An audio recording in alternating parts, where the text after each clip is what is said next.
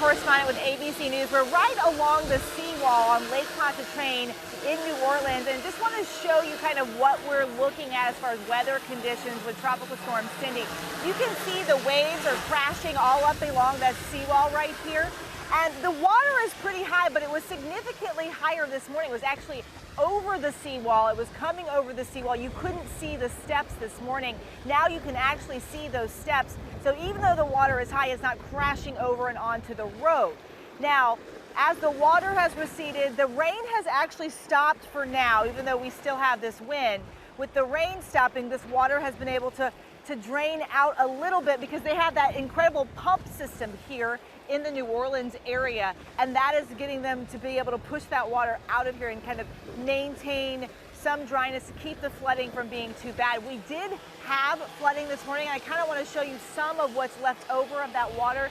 You'll see right here, this road here, Lakeshore Drive, right along Lake Pontchartrain, was actually closed down because of the flood waters. This was covered with water this morning. Now that has receded, and this road is still closed. It's about 2 miles long of closed roads, but you'll see the flood water just to the other side here across the street. And this is where the water has pooled. What's significant about this is you see how the water settled into this low area right here.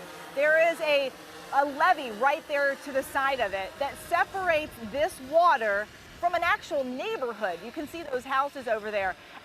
And that is what kept this water from Lake Pontchartrain from actually getting into that neighborhood and damaging some of those homes. So the system is working the way that it's supposed to. This is the way that they planned for the system to work. Now the water here still pooling in this area, but none of it ended up in those homes over there. So those families aren't having to deal with any damage, and the water will eventually move back out into where it's supposed to be, which is in the lake. They have an incredible pump system to get that water. One of the problems New Orleans has is because it's so low, it's below sea level, the water, once it gets here, local officials have told us, it doesn't move out like the tide. Like with beach flooding, oftentimes, as the tide comes in, it floods. As the tide goes out, the water recedes. Well, here, the tide comes in, it pushes the water in, it stays because it's below sea level and it's like in the bottom of the sink there, basically. So they have to physically remove it